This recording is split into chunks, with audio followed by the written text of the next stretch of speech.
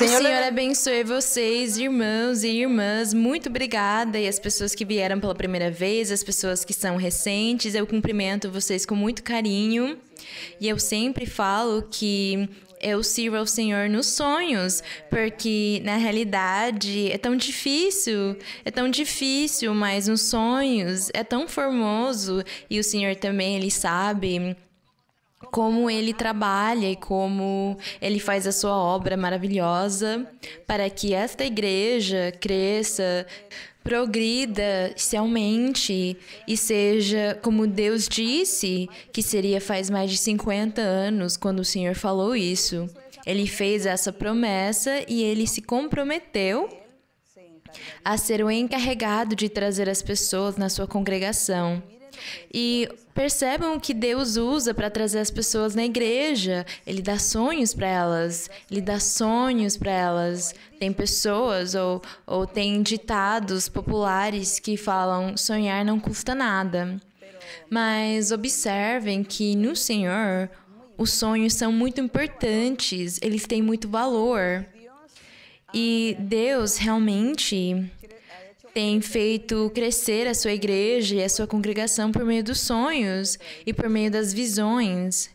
E os sonhos têm sido maravilhosos. Desde faz 50 anos, as pessoas contam para nós os seus sonhos, o que eles sonham, a forma como Deus fala com eles, guia, ensina e orienta eles e abençoa eles por meio dos sonhos. E nós agradecemos ao Senhor. Agradecemos porque os sonhos que os antigos tiveram, que os ancestrais tiveram, os sonhos de Jacó, os sonhos daquelas pessoas da antiguidade na Bíblia, nós tínhamos inveja deles, mas hoje não mais, porque hoje esse mesmo Deus, que é o Deus de ontem, o Deus daquela época, é o Deus de hoje. E Ele é o mesmo. E Ele se manifesta, Ele age da mesma forma conosco, graças ao Senhor. Agradecemos ao nosso Deus por causa disso, agradecemos Ele. Seria tão bom que o mundo conhecesse que Deus existe, que Deus é real, que Deus é amor, que Deus é misericórdia e que o mundo abrisse o coração para Ele, para agradá-lo e para servi-lo. Eu acho que nós viveríamos num paraíso se fosse assim. Mas tudo bem, nós estamos aqui lutando e Deus nos colocou para sermos obreiros da sua vinha, trabalhadores, empregados dele. Deus nos fez assim para que nós ganhemos almas para o reino dos céus. E cada um de vocês ganha uma alma. Você ganha uma alma com o seu testemunho, com o seu exemplo, com o jeito que você vive. Você fala: eu vou numa igreja e eu leio a Bíblia. Eu amo a Deus. Isso aí é suficiente. Dessa forma, você está evangelizando e ganhando uma alma porque você está dando um bom exemplo e bom testemunho e as pessoas falam: realmente, eu acredito que ele tem de Deus porque ele tem uma vida boa, uma vida exemplar, uma vida bonita e maravilhosa. E nós, cada um de nós, estamos ganhando almas para o reino de Deus de uma forma ou de outra, de muitas formas. Há muitas formas de servir e trabalhar para o Senhor. Então, temos que seguir em frente. Não é somente com o dom da profecia que nós servimos, não é só com o dom de fazer milagres, mas é de muitas formas. Como eu disse, com o seu testemunho, você está ganhando almas para Deus. Então, podem se sentar, podem ficar confortáveis nas suas cadeiras, nos seus lugares, e nós vamos cantar aqui para o nosso Deus um hino. Eu cumprimento também todas as igrejas nos Estados Unidos e todos os que hoje estão se congregando nos templos. Eu sei que na Colômbia também há muitos templos onde os irmãos já estão se congregando e eles assistem o ensinamento ao vivo, mas também há muitos lugares onde eles ainda, em alguns não têm internet, por exemplo. Então, os irmãos, eles têm que assistir no site mesmo os estudos bíblicos, mas esses que estão hoje comigo, os irmãos da América do Sul, da América Central, da América do Norte, lá na Europa também, se tem irmãos assistindo, Os que estão neste momento entrando na transmissão ao vivo, eu quero que vocês saibam que nós amamos vocês, que nós pensamos em vocês e que com todo o nosso coração queremos que Deus abençoe vocês, que Deus fale com vocês, guie vocês e fique sempre do seu lado. Agradecemos ao nosso Deus porque Ele merece o louvor e a honra. Bendito seja o Senhor. E vamos cantar o hino 32. Os negócios do nosso Rei, nos negócios do nosso Rei. Nós estamos participando desses negócios do Rei, trabalhando para Deus e ganhando almas para o Senhor. Então vamos cantar com todo o nosso coração. Soy peregrino aquí, mi hogar lejano está, en la mansión de luz, eterna paz y amor. Embajador yo soy del reino celestial, en los negocios de mi Rey. Este mensaje fiel oíd, que dijo ya celeste voz, reconciliaos ya, dice el Señor y Rey, reconciliaos hoy con Dios, que del pecado vil, arrepentidos ya, han de reinar con Él los que obedientes son. Es el mensaje fiel que debo proclamar en los negocios de mi Rey. Este mensaje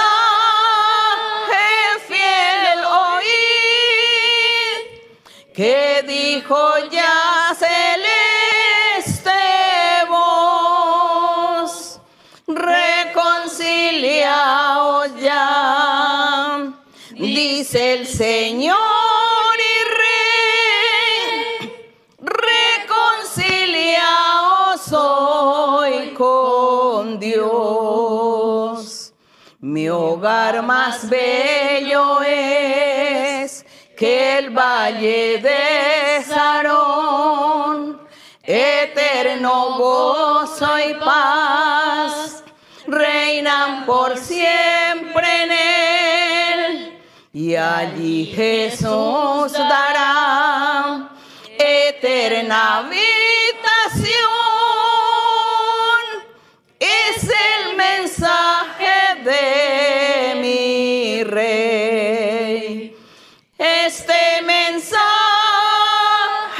fiel oíd, que dijo ya celeste voz, reconciliaos ya, dice el Señor y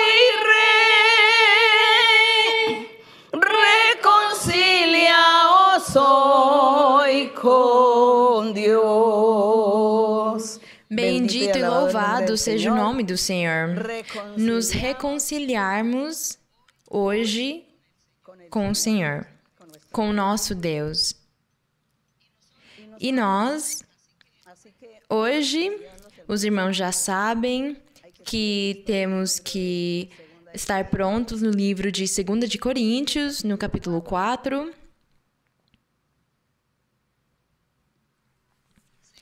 E vamos continuar na sequência o nosso ensinamento de hoje. Se alcança o tempo, nós vamos continuar com o próximo capítulo, ou uma parte do outro capítulo, mas se não der, nós vamos ler verso por verso, devagar, para entender melhor o que o apóstolo Paulo aprendeu do Senhor. E como o apóstolo Paulo, aqui nos capítulos anteriores de 1 de Coríntios, ele falou e ensinou a respeito da ressurreição, e para nós já ficou claro tudo a respeito da ressurreição. Depois, o capítulo 1 e 2 são experiências pessoais do apóstolo que eu não achei tão importante ler, mas o capítulo 3, que nós vimos na semana passada, nós falamos ao respeito dessa nova aliança. Nós falamos ao respeito dessas maravilhas que Deus tem conosco hoje e que Ele teve na antiguidade em algum momento com o povo antigo. Mas no capítulo 3, eu gostaria voltar um pouquinho antes de começar a ler no capítulo 4, que é o que vamos ler hoje, 2 de Coríntios 4. E eu gostaria de esclarecer um pouco, porque algumas pessoas recentes falam para mim que elas são novas na igreja, mas que elas já foram em igrejas evangélicas, que elas já leram a Bíblia, e elas ficaram confusas, elas não entenderam bem quando eu falei que Deus castiga as pessoas. Porque, segundo eles, Deus não castiga. Deus é só amor, e Deus releva tudo, e Deus abençoa sempre. E é esse o Deus que as pessoas, ou que todos nós gostaríamos de ter. Deus é amor, sim. Deus é bom e justo e misericordioso com os justos, com os retos, com aqueles que andam bem, aqueles que obedecem, que são obedientes. Mas com os desobedientes, com os nécios, os rebeldes, os arrogantes, que não querem fazer a vontade de Deus, que não querem se submeter ao Senhor, com eles, Deus é um Deus de fogo consumidor, sim. É um Deus de ira, de raivas e de castigo. É esse o Deus que nós temos. Qual Deus você quer ter? O Deus de amor ou o Deus de fogo consumidor? Nós gostaríamos de ter um Deus de amor, não é? E quando eu disse para vocês, eu ilustrei no Antigo Testamento ao respeito do profeta Elias, que se enfrentou contra 400 ou 450 profetas falsos, e ele era o único que tinha de Deus. Elias era o único que fazia a vontade de Deus. Os outros profetas não faziam mais a vontade de Deus, então Deus se afastou deles e eles se tornaram profetas falsos. E Deus respaldou Elias. A mesma coisa com outro caso que eu falei sobre o profeta Micaías, quando ele disse que Deus revelou para esse profeta que ele tinha enviado um espírito de mentira para entrar na boca de todos os profetas falsos, para que eles enganassem o rei. E deu tão certo que acabou acontecendo desse jeito. Mas por que Deus permitiu que esse espírito de mentira viesse? Porque esse rei era mau, aquelas pessoas eram más, eles eram idólatras, eles eram pagãos e, além disso, eles estavam perseguindo o povo de Deus. E Deus, ele estava enraivecido com aquele rei por causa disso. Ele permitiu que viesse esse espírito de mentira na boca dos profetas mentirosos para que profetizassem coisas bonitas para ele e ele fosse confiado na guerra e ele perdesse e ele acabou morrendo. Deus respaldou o verdadeiro profeta porque ele estava fazendo a vontade de Deus. Então, Deus faz isso. E hoje nós falamos que também, hoje na igreja nós temos os dons espirituais e no meio desses dons espirituais temos o dom da profecia.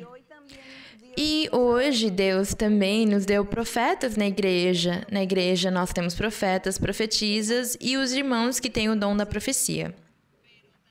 Mas também tem muitas pessoas que vêm na igreja e eles estão faz 10, 5, 20 anos ou até mais vindo na igreja constantemente como crentes, mas eles não estão fazendo a vontade de Deus. Eles ainda estão pecando, estão vivendo no seu pecado. E eu disse para vocês que alguns até praticam bruxarias ainda. Mesmo estando no meio da congregação como crentes, eles estão praticando bruxarias. E isso é pecado diante de Deus. Isso é uma abominação perante a presença do Senhor. Por causa disso, Deus fica enraivecido. E quando Deus se enraivece com esses crentes que estão lá fingindo que eles são seguidores de Deus, fingindo que eles são irmãos do Senhor e irmãs do Senhor, e nós até cumprimentamos eles e falamos, irmão, Deus abençoe, irmã, Deus abençoe, e eu vejo eles na igreja, eu fico feliz de vê-los, porque eu acho que um homem e uma mulher que estão aqui na igreja e todos estamos indo para a vida eterna, mas eu estou sendo enganada, eu estou me enganando, porque a vida dessa pessoa é uma vida desagradável, de mau testemunho, de mau exemplo, e ela não tem se arrependido, ela não tem se convertido a Deus. Com certeza, ela só vai na igreja para ouvir profecia, porque ela gosta de ouvir, e ela quer viver uma vida fácil. Foi para essas pessoas que eu ensinei a semana passada que, do mesmo jeito que o Senhor colocou um espírito de mentira naqueles falsos profetas, hoje o Senhor também pode deixar uma pessoa confusa quando ela não é sincera e ela está na igreja, mas eu estou falando de pessoas que estão há muito tempo na igreja. Eu não estou falando das pessoas recentes, daqueles que vieram pelas primeiras vezes, porque nós não podemos exigir deles, eles só até agora estão começando nesse caminho. Mas as pessoas que estão há 5, 10, 20 anos na igreja, nós podemos exigir sim. E eles têm que tomar muito cuidado, porque o Senhor pode acabar enviando um espírito de mentira para enganá-los e confundi-los com as visões e os sonhos que vocês tiverem ou as profecias que vocês receberem. Deus pode enganá-los por vocês não terem sido sinceros com Deus, por vocês não quiserem se arrepender, por vocês não quiserem viver uma vida reta perante Deus, porque 10, 15, 20 anos é suficiente tempo para vocês terem se convertido a Deus. Então, tomara que vocês compreendam e entendam o que eu quis dizer. Eu gostaria que vocês entendessem, para vocês não ficarem confusos, nem falar que eu sou muito brava, que as mensagens que eu dou para vocês são muito fortes, que eu dou bronca em vocês, porque eu estou falando para vocês a verdade de Deus. O que Deus ensina aqui na Bíblia é o que eu tento ensinar. Se eu não ensinasse essas verdades para vocês, eu não amaria vocês. Mas como eu amo todos vocês, eu estou ensinando e tentando abrir os seus olhos para que a verdade de Deus fique descoberta e vocês possam seguir esse caminho. Então, o Senhor, hoje, Ele também pode deixá-los confusos. Como tem pessoas que falam para mim, eu fui na igreja e deram uma profecia para mim e aquilo não se cumpriu. E eu respondi para eles, é porque vocês não se converteram a Deus. Vocês foram na igreja com ambição, com a vontade de adivinharem a sua vida. Com certeza, você achou que a profecia era uma adivinhação e aquilo não é certo. Na igreja, nós temos que ir adorar a Deus e agradá-lo. E se Deus quiser falar conosco, agradecemos o Senhor. Mas não vamos buscar a profecia nem achar que ela é uma adivinhação, porque isso é muito errado. Então, aquilo pode ter acontecido e é por causa disso que você fala que na profecia falaram coisas erradas para você.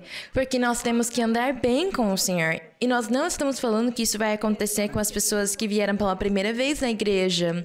As pessoas que não são da nossa igreja, que ainda não leram a Bíblia, que não se chamam cristãos, que são de outras religiões até, e elas vêm pela primeira vez na igreja, Deus vai falar com elas. Deus não vai olhar para a condição que aquela pessoa tiver. Mesmo você sendo o maior pecador do mundo, Deus não olha para isso. Deus tem misericórdia e Ele quer falar com você. E Ele fala, eu vou falar a verdade para essa pessoa, vou falar as coisas do jeito que elas são para ele se converter, para ele saber e entender que aqui existe um ser supremo que sabe tudo. E por causa disso, eu vou falar a verdade para essa pessoa, porque eu vou libertá-lo, eu vou convencê-lo, porque eu vou abençoá-lo, vou limpá-lo, porque se ele quiser, eu estarei libertando, limpando e farei dele um homem novo ou uma mulher nova. É o que o Senhor faz. Então, as pessoas que vieram pela primeira vez, elas são privilegiadas, elas são mimadas, não sei como diriam em outros países, porque Deus trata eles de uma forma muito bela, de uma forma muito linda. Ele trata as pessoas quando elas vêm pela primeira vez. E Deus dá para elas um tempo, um prazo, quando as pessoas continuam vindo na igreja. Deus dá um prazo para eles. Ele fala, darei um determinado prazo para essa pessoa ir mudando, para ela ir me conhecendo, para ela ir amadurecendo, para ela ir entendendo e compreendendo a doutrina, a palavra dele, para ela ir mudando.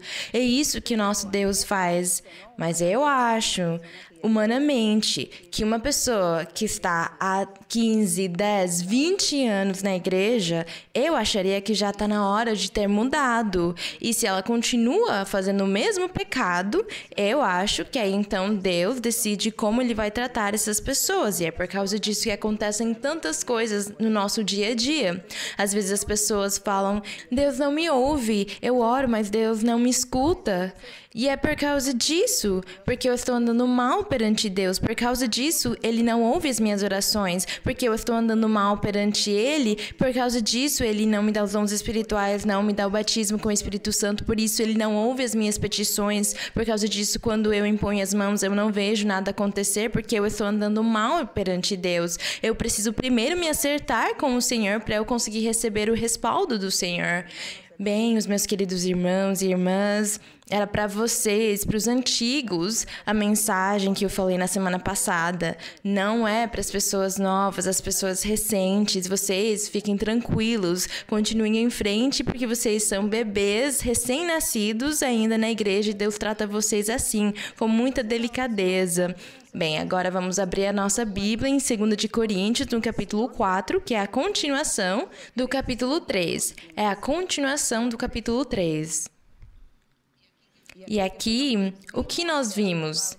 Paulo falou que eles eram ministros, que os apóstolos eram ministros de uma nova aliança. A primeira aliança foi a que Deus fez com Moisés no Monte Sinai, quando ele deu para ele as tábuas da lei escritas em pedras. Essa foi a primeira aliança. E essa nova aliança foi a que Deus fez com o Senhor Jesus na cruz do Calvário. A nova aliança que dizia que com aquele derramamento de sangue viria uma nova aliança e as boas novas de salvação.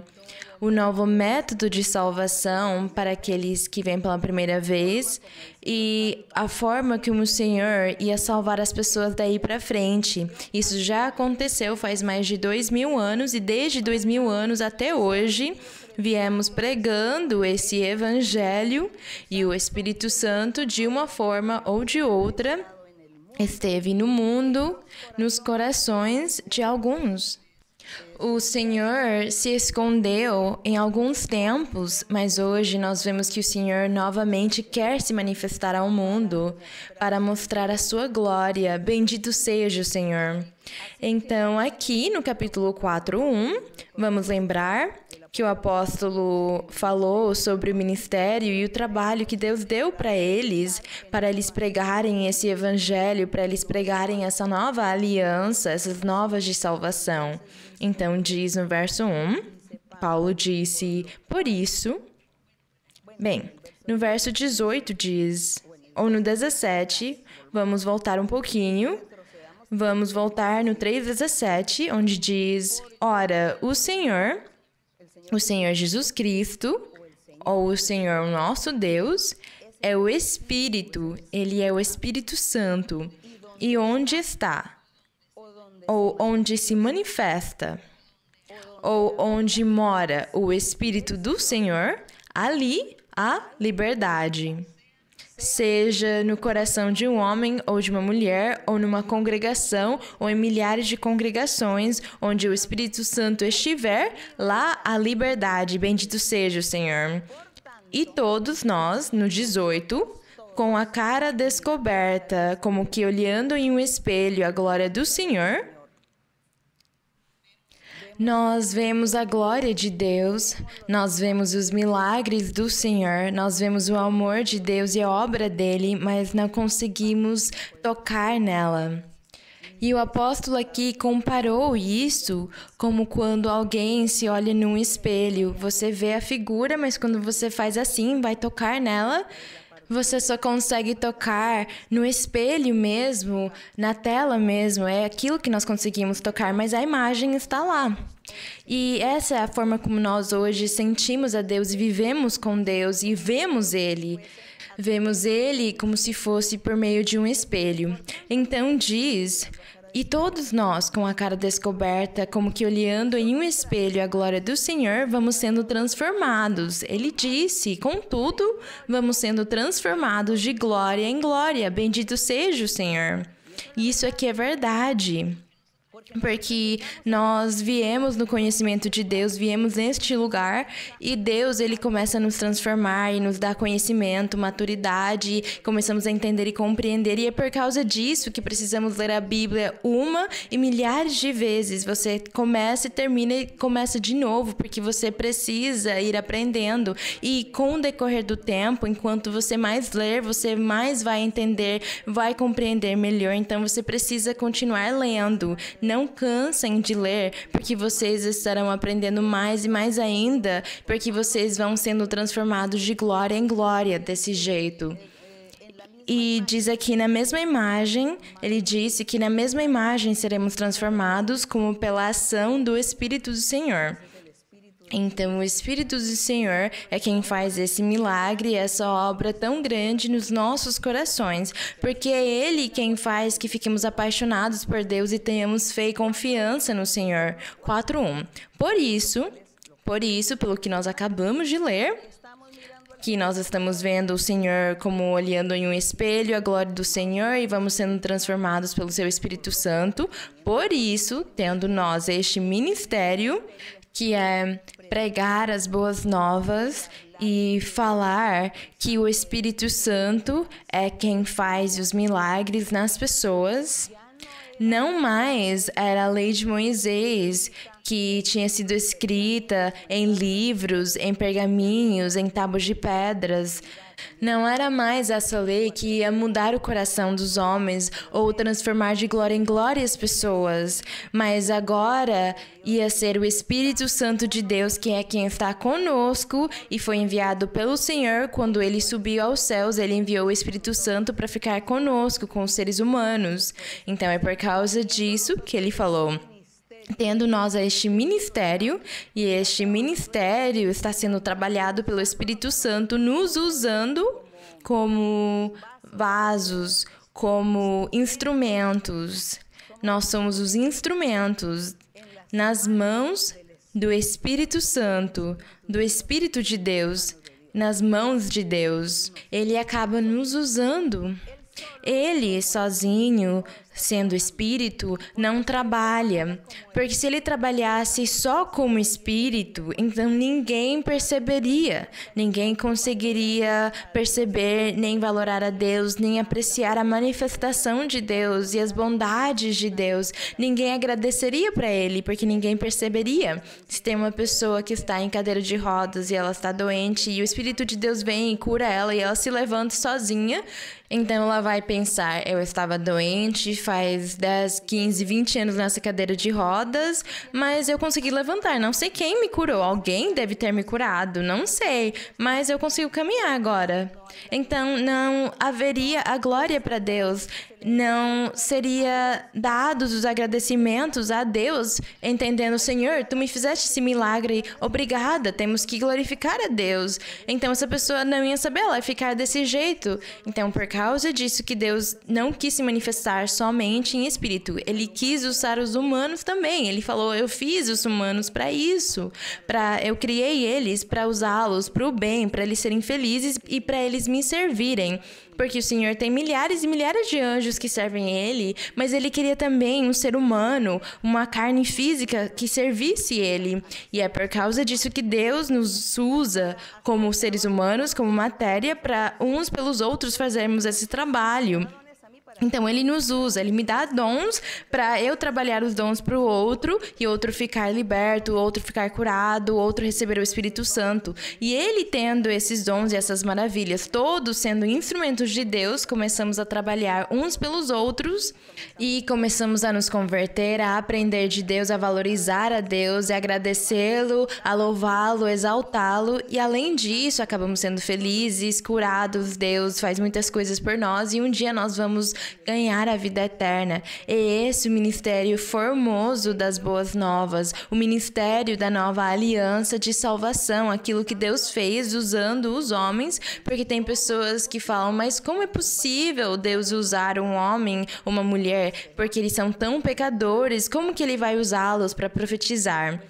Mas Deus usa eles mesmo, porque primeiro vai transformá-los. Diz aqui que eles vão sendo transformados de glória em glória. Essa pessoa vai sendo transformada e ela acaba sendo digna de que o Espírito Santo entre nela, use a boca dela, use as mãos dela, todo o corpo dela, o olhar dela, que Deus use tudo aquilo para ganhar almas para Deus. Aí, então, o Espírito Santo está fazendo esse trabalho, porque é Ele quem faz esse trabalho, mas Ele usa os seus instrumentos, os seres humanos. Foi isso que Deus fez. Então, agradecemos ao Senhor que nós, sendo tão vis, tão pecadores, tão maus, o Senhor nos trouxe aqui na sua presença e Ele está nos limpando, purificando, Ele está nos aperfeiçoando, Ele está nos transformando de glória em glória. Bendito seja o Senhor. Para que façamos esse trabalho formoso de evangelizar e para que todos conheçam que Deus existe, que Ele merece a honra, a glória e o louvor, e para que nós agradeçamos Ele, porque é Ele quem faz os milagres. Então Deus é poderoso. E esse é o ministério formoso que nós temos. Então, tendo nós este ministério, segundo a misericórdia que temos recebido, não esmorecemos. No 2. Antes, renunciamos aos subterfúgios vergonhosos, sem andar com astúcia, nem adulterar a palavra de Deus, mas pela manifestação da verdade, recomendamos-nos a nós mesmos à consciência humana na presença de Deus. Então, a mudança de vida que o apóstolo Paulo sentiu aqui era que eles já tinham deixado aquela vida ruim que eles tinham no mundo. Aquelas coisas ocultas, vergonhosas, o pecado, as imundícies.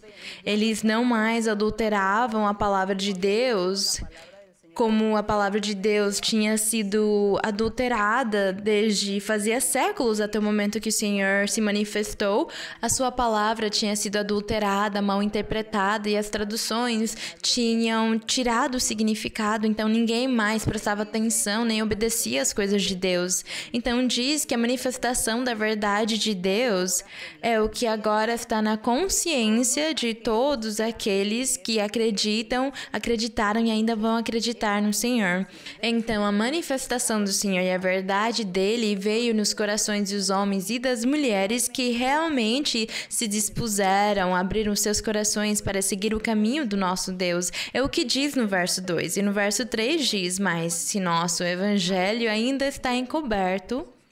Então, ele disse aqui, se nós não pregarmos, se não abrirmos a nossa boca, se não fizermos as pessoas conhecerem ele, fica encoberto, entre os que se perdem está encoberto. Porque para os incrédulos, aqueles que não querem aceitar, vai continuar sendo encoberto o evangelho do Senhor. Mas para aqueles que abriram os seus corações para Deus, o evangelho tem que ser descoberto, temos que mostrá-lo para eles, temos que pregá-lo, temos que ensiná-lo, publicá-lo e pregá-lo aos 4 ventos para eles. No verso 4, nos quais o Deus deste mundo, nos quais quem? Porque ele disse, o nosso evangelho ainda está encoberto, entre os que se perdem está encoberto. Então ele diz, neles, nos quais o Deus deste mundo, quer dizer o diabo, porque o diabo é o Deus deste mundo, deste século. Então ele disse, o Deus deste mundo cegou os pensamentos dos incrédulos, é aqui ele fala sobre o diabo, para que não lhes resplandeça a luz do evangelho da glória de Cristo. Isso aqui é muito triste, o qual é a imagem de Deus. É muito triste esse verso 4. É muito triste que ele fala que neste século, Deus deste mundo, que é o diabo, cegou, que o diabo colocou cegueira nos pensamentos, no entendimento dos incrédulos, dos rebeldes, dos nécios, para que não lhes resplandeça a luz de Deus, a luz do Evangelho, da glória de Deus, da glória de Cristo. Cristo é a imagem de Deus. E diz aqui que Cristo é a imagem de Deus. Mas o inimigo colocou um véu nesses incrédulos e deixou eles cegos, então eles não entendem e não compreendem, e é por causa disso que eles não aceitam e eles não acreditam. E quem perde nesse caso? Não é Deus. Nós, os seres humanos, os incrédulos, os nécios, somos quem vamos perder porque deixamos esse inimigo nos enganar. No verso 5 diz, porque não pregamos a nós mesmos, mas a Jesus Cristo como Senhor e a nós como vossos servos por amor de Jesus. Então o apóstolo aqui disse, nós não estamos pregando para nós mesmos, nós estamos pregando a Cristo, que é a imagem de Deus, e nós somos somente servos dele, somos os servidores do Senhor, somos os instrumentos que Deus usou para a sua obra evangelizadora. E no 6, porque Deus, que mandou que das trevas resplandecesse a luz, se referindo ao Senhor Jesus, porque em Gênesis 1, no verso 2, se eu não me engano, ou no 3, ele diz, Deus fez a luz e ele disse, seja feita a luz e foi a luz. E é dessa luz que o apóstolo fala aqui no verso 6, diz, porque Deus, que mandou que das trevas resplandecesse a luz, é o que resplandeceu em nossos corações para a luz do conhecimento da glória de Deus na face de Jesus Cristo. Sempre o Senhor Jesus está aí porque Ele é a imagem de Deus, porque Ele é a forma como Deus quis que fosse formada essa nova aliança, ou para que fosse feita ou nascesse essa nova aliança, esse novo método de salvação. Deus mesmo se tornou carne, diz na Bíblia que ele se tornou carne e ele se tornou um homem normal, comum, para morar no meio dos homens. Foi o que Deus fez porque ele é poderoso, ele pode fazer isso e ele conseguiu fazer. Por que os seres humanos tiram esse mérito de Deus e falam que Deus não fez isso? Porque Ele é incapaz de fazer aquilo, que isso é impossível de ser feito. É claro, impossível de ser feito para os seres humanos, para os homens, mas não para Deus. Para Deus não foi impossível Ele se tornar um ser humano e morar no meio da terra e dar para Ele mesmo um nome chamado Jesus o Nazareno. É isso, então Jesus é a imagem de Deus. Eu vou ler o verso 6 de novo. Diz, porque Deus, que mandou que das trevas resplandecesse a luz, é o que resplandeceu. Ele foi a luz que resplandeceu em nossos corações, nos corações daqueles que Paulo pregou naquela época, mas também para os nossos corações hoje. Deus resplandeceu em nossos corações para a luz do conhecimento da glória de Deus, baseada na face de Jesus Cristo. Então, Deus é aquele ser poderoso que pode tudo e que se tornou um ser humano, se tornou um homem, porque ele quis provar a humanidade e fazer uma coisa difícil para eles. Porque para os homens é tão difícil acreditar que Deus, ele esteve como um homem normal na terra, morando no meio dela, que tinha fome, tinha sede, sentia cansaço, porque ele agiu feito um ser humano. É tão difícil para os homens acreditar nisso, mas Deus fez para provar eles, para provar os infiéis, os arrogantes, os incrédulos, mas Deus também fez para abençoar aqueles que têm um coração aberto para Ele. Bendito seja o Senhor! E nós queremos estar com corações abertos para o nosso Deus e acreditar no Senhor e falar, Senhor, eu acredito em Ti. Senhor, eu acredito que Tu consegues fazer todas essas coisas porque és o Deus Todo-Poderoso. que não há coisa nenhuma no universo que tu não possas renovar, ou criar, ou desaparecer. Tu podes fazer tudo, Senhor, porque tu és o poderoso, o Deus eterno, o Deus que governa o universo. É isso. Então diz, no verso 7, diz, mas, o apóstolo disse, o tesouro, mas temos este tesouro. Qual tesouro? Em vasos de argila, diz aqui. No verso 6 diz que Deus, ele disse que aparecesse a luz, e a luz apareceu, e essa luz resplandeceu nos corações, iluminou e deu conhecimento para os seres humanos que acreditaram em Deus, porque era a glória de Deus na face de Jesus Cristo pregando, ou que foi pregada para muitos seres que acabaram ouvindo e acreditando, como nós hoje, que estamos acreditamos nele. Então, isso é um tesouro. Então, este tesouro, essa luz, esse Cristo, que é a imagem de Deus, que esteve lá, que Deus colocou lá para a salvação, para salvar e dar vida eterna aos seres humanos. Isso se tornou um grande tesouro, que fala no verso 7. Diz, mas temos este tesouro em vasos de argila. Quais são os vasos de argila? Os vasos de argila somos nós.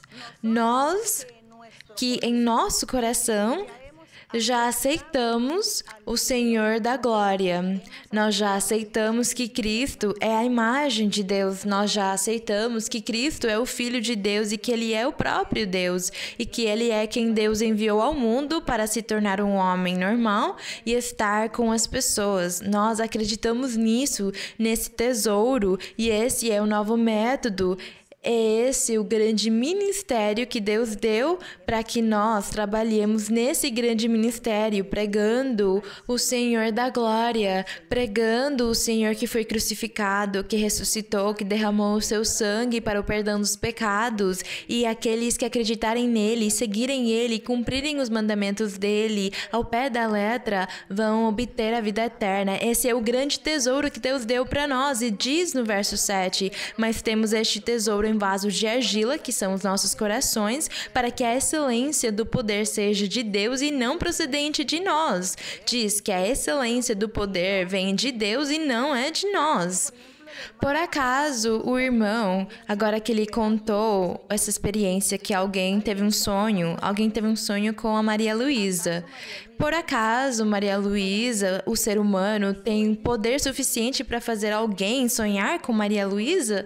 Eu não tenho poder, eu não consigo fazer alguém se sonhar comigo. Mas é que Deus é poderoso e é Ele quem faz todas as coisas. Ele permitiu que alguém tivesse um sonho com a Maria Luísa, porque talvez se desse um sonho para essa pessoa com alguém que ela não conhecesse, não ia entender o sonho. Mas deu esse sonho para a pessoa com alguém que ela conhecia, para ela poder obedecer e receber a bênção. Então, aqui diz que este tesouro em vaso de argila diz que é para que a excelência do poder seja de Deus e não nossa, porque Deus é o poderoso, é Ele quem faz tudo em todos, Ele é o tudo em nós. É Ele quem dá os sonhos, as visões, as profecias. É Ele quem fala. É Ele quem dá, quem tira, quem coloca. O Senhor é quem faz tudo. Nós simplesmente somos os servos dEle, somos os ministros dEle, somos os obreiros dEle, somos, o que nós somos? Os servidores do Senhor, os trabalhadores na vinha dEle. É isso que nós somos. O 8. Que estamos atribulados, diz, estamos atribulados em tudo, mas não angustiados, em apuros, mas não desesperados. O apóstolo aqui disse, como humanos, nós estamos atribulados porque somos perseguidos, ameaçam tirar a nossa vida, nos matar ou nos colocar no cárcere, mas nós não estamos angustiados porque acreditamos que Deus vai nos tirar de lá, Ele vai nos tirar disso. Em apuros, mas não desesperados, sim. Estamos em apuros, angustiados às vezes porque não sabemos, fomos presos, como vamos sair daqui, como vamos escapar, mas eu não estou angustiado porque Deus está comigo e Ele vai me dar uma saída, Ele vai me dar a vitória. O 9. Perseguidos, mas não desamparados. É isso, sim, perseguidos. Nós sempre vamos ser perseguidos o tempo todo, porque o nosso inimigo, ele vai colocar inveja, raiva, ira naqueles que estão surdos e cegos para a palavra de Deus e vai usá-los, porque o inimigo dele usa os seus instrumentos humanos também para vir contra os filhos de Deus, tentar prejudicá-los, machucá-los de um jeito ou de outro, com calúnias, injúrias, ou doenças, ou acidentes, com o que for, o inimigo está lá tentando vir contra os filhos de Deus. Então, diz aqui, perseguidos, mas não desamparados, porque Deus não vai nos desamparar, abatidos, mas não destruídos. É isso, porque vem as calúnias, as injúrias, falam que você é a pior pessoa que existe no mundo, mas quando eles vão tentar provar aquilo, nunca acham as provas, porque Deus é quem nos defende, é Deus quem nos tira disso, quem nos levanta, quem nos coloca no topo. Glória a Deus! Nós sofremos momento de tribulação e todas as vezes, com certeza, vamos sofrer alguma coisa, porque nós não somos a exceção, nós sempre vamos ser perseguidos pelo nosso inimigo, mas Deus sempre está conosco e Ele sempre vai nos dar a vitória. No verso 10 diz, levando sempre no corpo por todas as partes a morte de Jesus. Então aqui o apóstolo, ele falou que ele e todos os seus colegas tiveram tribulações e sofrimentos, mas era maior a alegria que ele sentiu no coração e a satisfação de ter a Deus nos seus corações era maior, era mais formoso do que a perseguição e o mal que o inimigo tentava fazer contra eles. Então diz aqui que por todas as partes eles levavam a morte do Senhor, para que também a vida de Jesus se manifeste em nosso corpo, porque nós que vivemos sempre somos entregues à morte por causa de Jesus, para que também a vida de Jesus se manifeste em nossa carne mortal. Eles, naquela época, eles foram muito mais perseguidos do que nós somos agora. Nós agora temos perseguições das armadilhas do diabo, do pecado. O diabo coloca muito pecado hoje na vida dos pecados, na vida dos crentes. Ele tenta colocar para eles pecado, porque por causa da tecnologia e a ciência que avançou tanto, existem tantas coisas que produzem prazer, geram prazer na carne. E aí então os irmãos e as irmãs se enfraquecem e acabam caindo na armadilha do inimigo. Mas nessa época do apóstolo, eles eram perseguidos porque queriam afogá-los ou apedrejá-los, levá-los nas masmorras, jogá-los na prisão. Então diz no verso 12... de maneira que a morte atua em nós e em vós a vida. Então ele quis dizer que neles, nos servos de Deus, nos pregadores que pregavam, a morte atuava neles. Mas nos crentes atuava a vida, porque eles estavam recebendo as boas novas de salvação e eles estavam indo para a vida eterna. Mas como eles eram os pregadores, eles eram perseguidos. Era isso que Paulo quis dizer para eles, entre outras coisas, no verso 13. Mas tendo o mesmo espírito de fé, conforme que está escrito, cri, por isso falei. Nós também cremos, por isso também falamos. Então aqui ele disse que foi o Senhor quem convenceu eles, e eles acreditaram, eles falaram de Deus, e eles estavam pregando, e eles também se sujeitavam às consequências disso, e hoje nós também poderíamos dizer a mesma coisa. Nós falaremos, Senhor, nós crimos, e como crimos, falamos, e pregamos o Teu nome, a Tua mensagem, as Tuas boas novas, pregamos a obra maravilhosa do Espírito Santo. E aí vem o inimigo bater contra nós de uma ou de diferentes formas, mas Senhor, Tu estás conosco e vais nos ajudar. Tu nos ajudarás sempre, porque nos prometeste isso, graças ao Senhor. É isso que nós fazemos hoje também, no verso 14. Sabendo que aquele que ressuscitou ao Senhor, que é o nosso Pai, também nos ressuscitará com Jesus e nos apresentará juntamente convosco. Porque tudo isso padecemos por amor de vós, para que a graça que por meio de mais e mais pessoas se estende, faça superabundar a ação de graças para a glória de Deus. Por isso, não desmaiamos, mas ainda que nosso homem exterior se corrompa, então diz aqui que esse homem exterior vai se corrompendo. E qual é o nosso homem exterior? A nossa carne, o nosso corpo.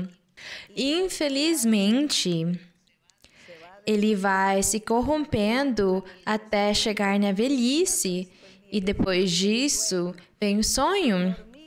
Nós vamos dormir, aqueles que vamos dormir com Deus, não falamos que eles morrem, mas que eles dormem no Senhor para ressuscitar nos últimos tempos. Mas esse corpo aqui vai se corrompendo, mas vocês sabem qual não se corrompe?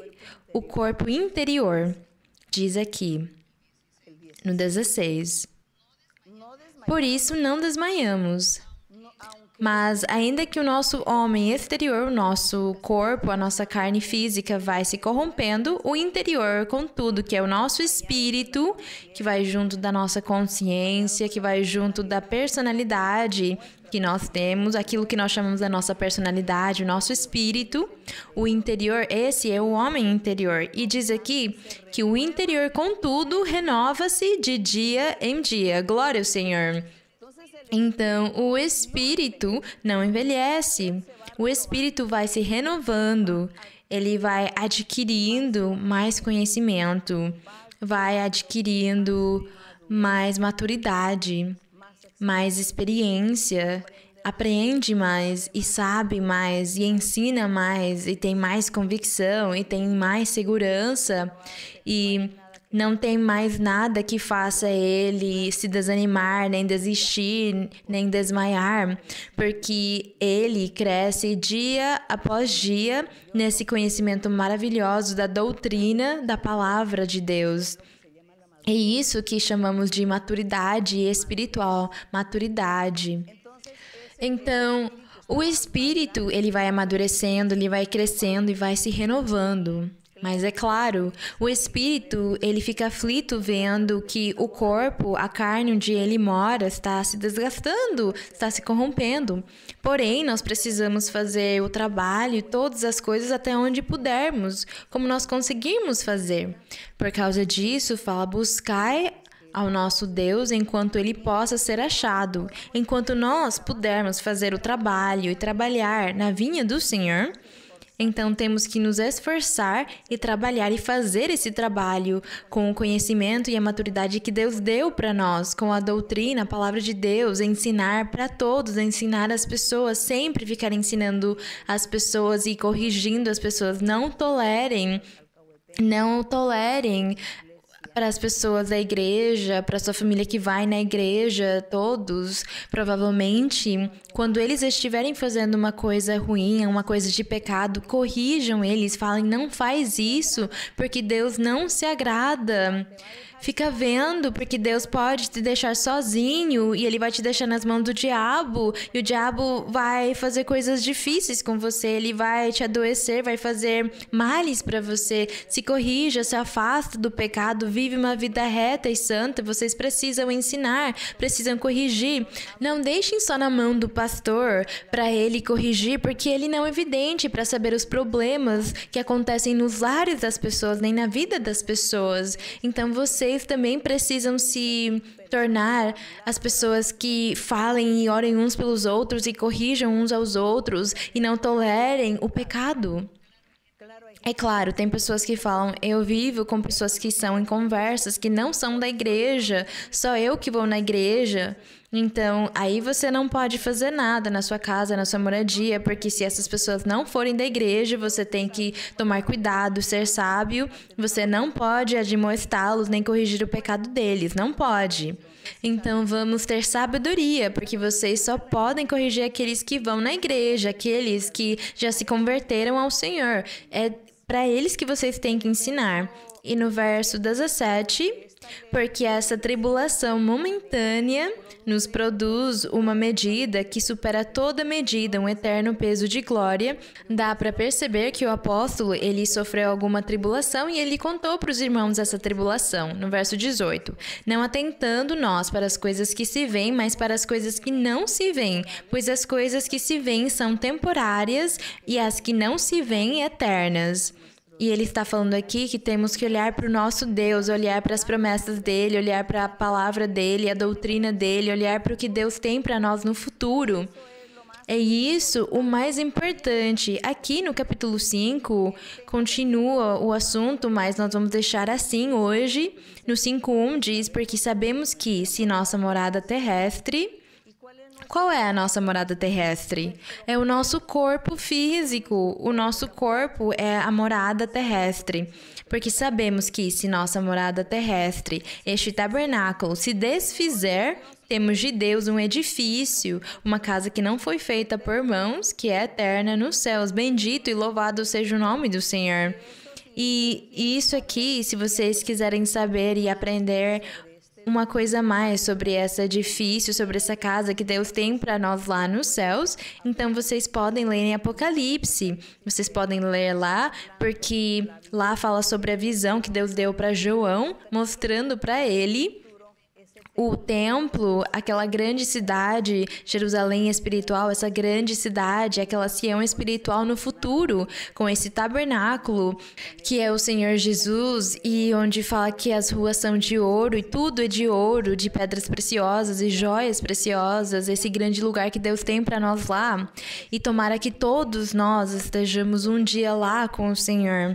Por causa disso, vocês precisam se esforçar, vocês precisam lutar para alcançar essa bênção eterna, essa bênção. Leiam em Apocalipse, onde fala sobre o tabernáculo, o templo novo que Deus vai formar, onde diz céus novos e terra nova, e diz que é isso que Deus tem no futuro para os seus escolhidos, para aqueles que se submetem à palavra de Deus e obedecem à palavra de Deus e se afastam do pecado, porque há muitas pessoas que não querem se afastar do pecado. E nós sabemos que existem muitos espíritos maus, que existem muitas bruxarias e feitiços que fazem constantemente contra as pessoas. E aí, então, aqueles espíritos maus grudam nas pessoas e esses espíritos não deixam eles se mover, não deixam eles pensar direito, nem decidirem certo, não deixam eles literalmente pensar direito. Isso é verdade, mas para isso temos a imposição das mãos e vocês podem vir na igreja, pedir a imposição das mãos para Deus libertá-los e tirar de vocês esses espíritos, essas bruxarias, e quando vocês se sintam livres, então nos seus corações reflitam sobre a sua situação e reconheçam perante Deus as suas fraquezas, os seus erros, os seus pecados e falem: Senhor, eu sou isso e aquilo e eu não consigo abandonar isso aqui sozinho. Me ajuda, Senhor, porque se o Senhor não me ajudar, o que eu posso fazer? É essa luta que vocês têm, é a luta que nós temos para alcançar essas grandes bênçãos que Deus tem para nós no futuro. Então, temos que lutar contra esses espíritos maus que estão ao nosso redor, que nos perseguem, que nos perturbam, e muitos moram dentro das pessoas. E é por causa disso que nos lares, há muitos lares onde seja o esposo que está cheio de espíritos maus, ou a esposa está cheia de espíritos maus, ou os filhos, existem muitas brigas, ninguém consegue se entender, ninguém consegue se compreender, todos querem se suicidar, de se matar. Ou ele também começa a fazer coisas ruins, começa a trair a esposa, ou ela também, e desse jeito vai e não tem paz. E se eles forem na igreja, então eles não conseguem se converter, não conseguem entregar o seu coração para Deus libertá-los. Eles só vão na igreja só para ver o que Deus fala na profecia. E eles acham que é adivinhação, porque tem pessoas que acham que a profecia é adivinhação e isso é errado. Deus não gosta disso, porque Deus conhece o coração de cada um. E se você acha que a profecia é um tipo de adivinhação, então vai fracassar, porque vai sair por aqui e vai entrar por lá. Não tem nenhum efeito na sua vida, porque é Deus quem realmente age nos corações das pessoas segundo o seu coração e a sua mente. Então, vocês precisam valorizar e respeitar a Deus e amar a Deus e agradar a Deus.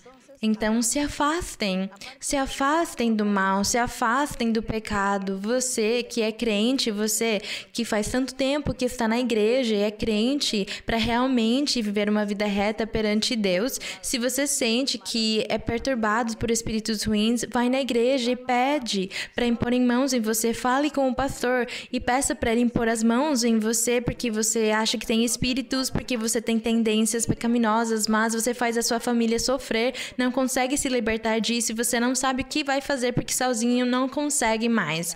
É isso que vocês têm que lutar, mas vocês têm que ser muito sinceros, porque nós temos que colocar a Deus no primeiro lugar, ao nosso Deus. Deus é poder, mas Ele também quer que nós reconheçamos e desejemos, tenhamos a vontade. Tem um exemplo na Bíblia de alguém que pediu para o Senhor curá-los. E o Senhor lhe fez uma pergunta, perguntou, você quer ser curado? Você quer ser livre? E ele disse, sim, Senhor, eu quero. Então o Senhor disse para ele, como você quer, então aí eu farei o milagre. Mas se a pessoa falar, não, Senhor, não quero, não quero.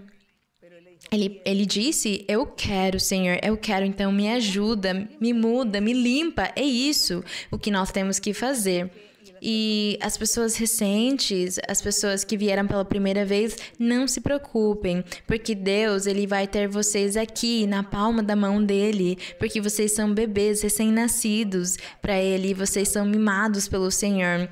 Mas aqueles que já faz algum tempo que conhecemos o Senhor, Ele é mais rígido conosco, porque Ele quer nos endireitar e agradecemos Ele por querer nos endireitar, porque isso é muito importante para o crescimento da nossa vida espiritual. Então, a glória e a honra sejam para o nosso Deus e vamos orar a Deus.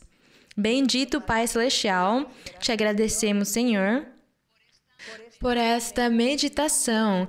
Te agradecemos, Senhor, por nos ensinar. Obrigada, Senhor, porque as experiências do apóstolo Paulo e tudo que ele aprendeu de ti nos serve muito para nós e ainda vai servir para todas as gerações futuras.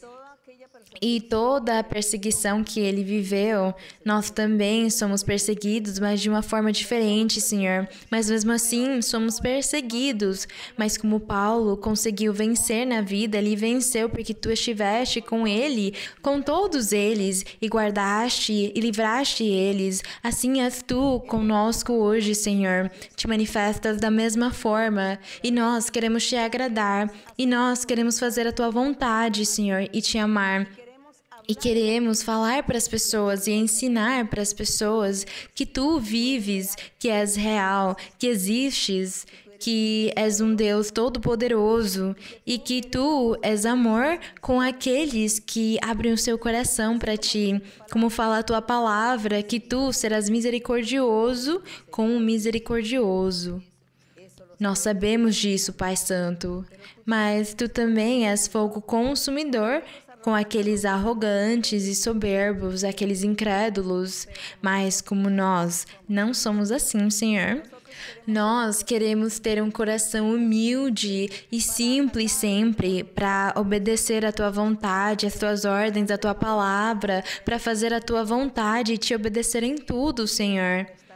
Nós sempre queremos estar atentos a te agradar em tudo, Senhor. Nos ajuda com essa graça de nós conseguirmos dominar o nosso corpo para alcançar as promessas maravilhosas e alcançar as grandes bênçãos e os grandes triunfos que tens para todos nós.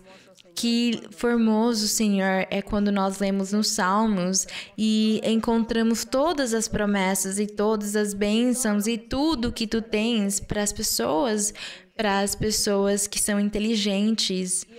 E para aqueles que têm falta de inteligência, tu dás inteligência, Senhor, porque tu olhas para os corações humildes e simples. Te agradecemos, Senhor. Meu Pai, te peço neste momento, olha quantas pessoas estão aqui na minha frente e quantas pessoas estão ouvindo. Olha para todos os corações, olha para os corações de todos, olha as aflições deles e as necessidades deles e as petições deles, os desejos deles e lhes concede. Ajuda a todos, Senhor. Liberta a todos, Senhor, e transforma eles de glória em glória. E também cura todos aqueles que estão doentes fisicamente. Qualquer doença, Senhor, qualquer doença, mesmo que seja uma doença incurável, porque para ti nada é impossível, nada é impossível.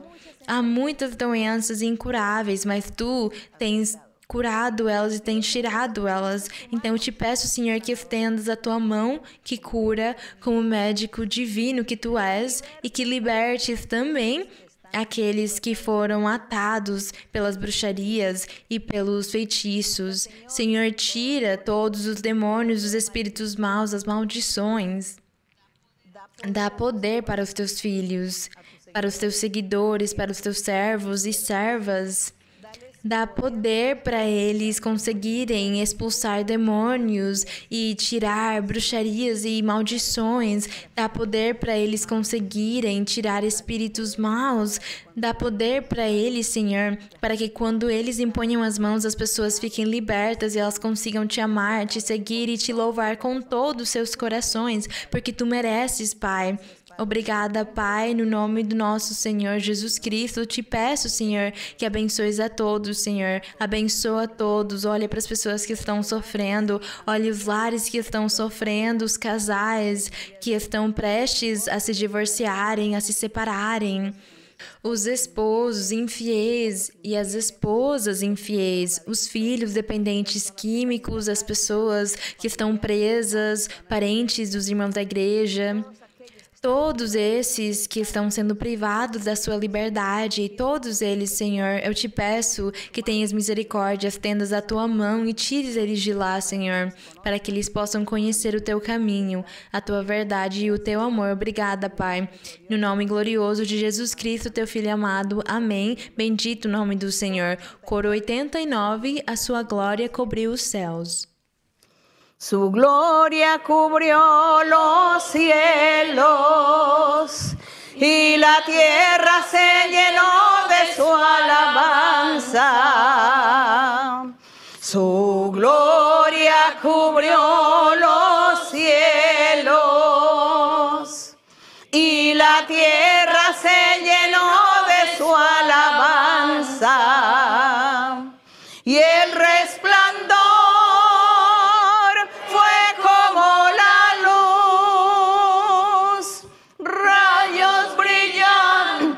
salían de su mano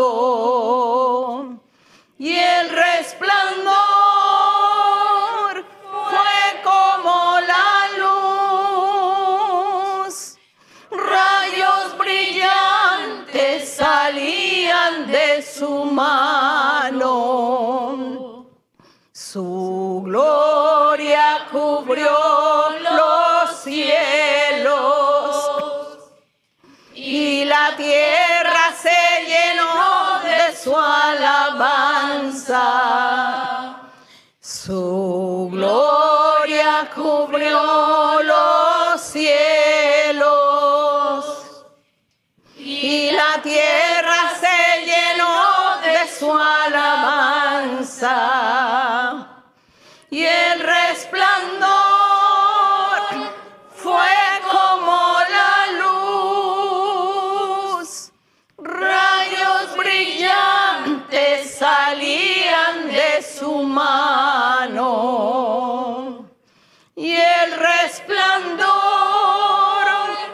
fue como la luz, rayos brillantes salían de su mano. A glória seja para o nosso Deus. Que Deus abençoe vocês grandemente e envio muitos abraços para vocês e beijos para as crianças e até mais. Obrigada, irmãos.